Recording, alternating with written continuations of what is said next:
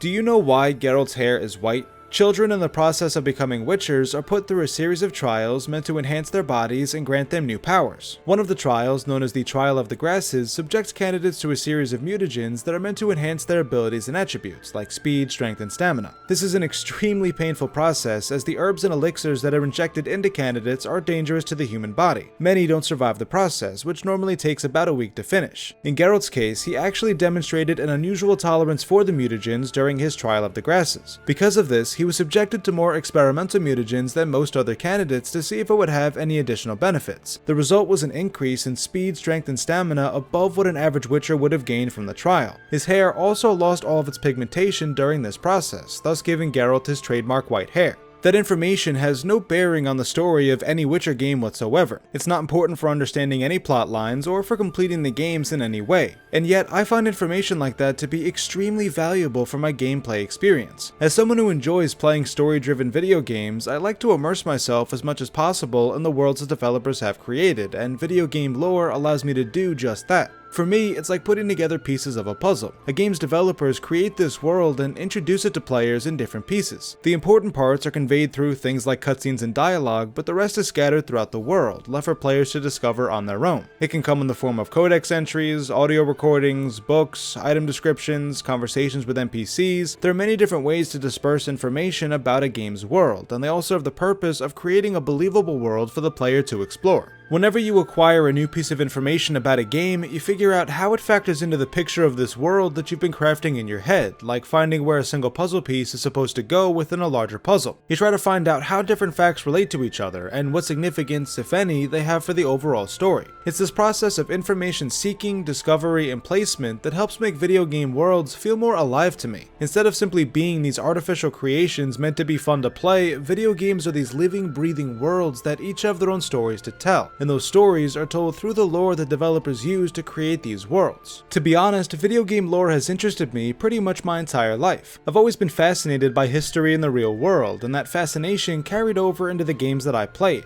I always found myself taking the time to speak to random NPCs or read through all the documents I came across in order to learn as much as I could about the world I had entered. Aside from just finding all that information very interesting, it actually affects my gameplay experience. It's important for me to understand the rules of the world, like what people and places are important, what certain people believe, the technology of the time period, etc. This helps me form a picture of the world I'm in and actually influences my perceptions of characters and events. Knowing that fact about Geralt's hair actually tells me a lot about both Geralt and the world of The Witcher. It tells me a little bit about how Witchers are created in the first place, what Geralt had to go through to get to where he is, and why Geralt is considered special among this group of enhanced humans who, by all accounts, are all supposed to be considered special. It adds a sense of realness to this fictional world and character that Andrzej Sapkowski created all those years ago. Sometimes, that extra information can really impact how you look at certain characters, which can change how you view a particular story. For example, the audio recordings in Rise of the Tomb Raider changed the way I looked at the main villain Constantine. Over the course of the game, he's portrayed as a very zealous man who will do anything and sacrifice anyone to obtain a relic known as the Divine Source. He comes off as this ruthless man who doesn't care about anyone except his sister Anna. However, if you take the time to listen to the audio recordings scattered throughout the game, you'll learn about Constantine's past and why he became the man that he is. It turns out his sister actually manipulated him into believing he was chosen by God to change the world. In reality, Anna needed the Divine Source to cure her illness, and she used Constantine to get what she wanted. While this doesn't make Constantine a good guy, it does make him a more complicated villain. I honestly found myself almost pitying him by the end of the game. By taking the time to learn more about him and the other major players involved in that story, my perceptions of those characters changed, which ultimately affected my enjoyment of Rise's narrative for the better. The point I'm trying to get across here is that lore makes video games better. By taking the time to get to know the worlds that these games take place in, you will have a better appreciation for the stories that these games are trying to tell. Events and places will have more significance when you come across them if you know their histories and backgrounds. Your perceptions of people will change if you know more about them, in the same way that knowing someone's background in real life can help you understand them better. Information is a good thing to have, and can make storytelling better by giving you a fuller picture of what's going on in a game.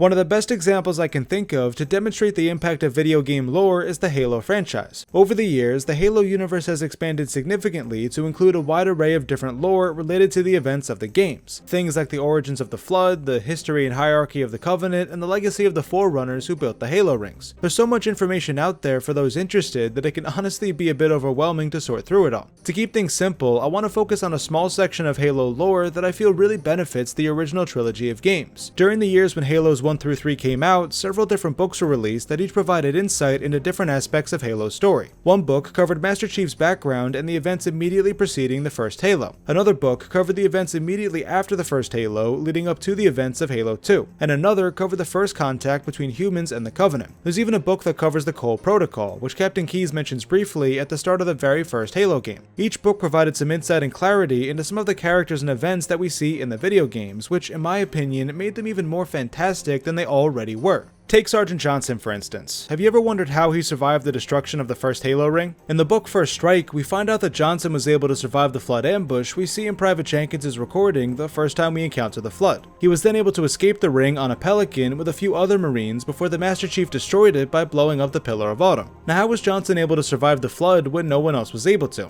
Well, the first explanation we are given is that he had a rare condition known as Boren syndrome, which resulted from too much exposure to plasma grenades. The radiation from the plasma effectively altered his nervous system, making it impossible for the Flood to actually infect him. However, later Halo lore corrects this by telling us that Sergeant Johnson was actually a member of the Orion program, which was essentially a precursor to the Spartan 2 program that created Master Chief. The Orion program created augmented soldiers through training and biological enhancements, making them superior to the average soldier. The change in Johnson's nervous system that prevented infection by the Flood was actually the result of these biological enhancements. The Boren syndrome was essentially a cover for his participation in the Orion program, which was retroactively dubbed the Spartan 1 program. Once again, this information has almost no bearing on the stories of the first 3 Halo games. You could play the entire trilogy never knowing that fact, or any of the extra lore for that matter, and you would still be able to follow exactly what's going on and enjoy it. And yet knowing that part of Sergeant Johnson's background makes me feel like I really know him, and makes me feel closer to him during my interactions with him in the games. It makes his death at the end of Halo 3 that much more impactful because it feels like I'm losing a close friend.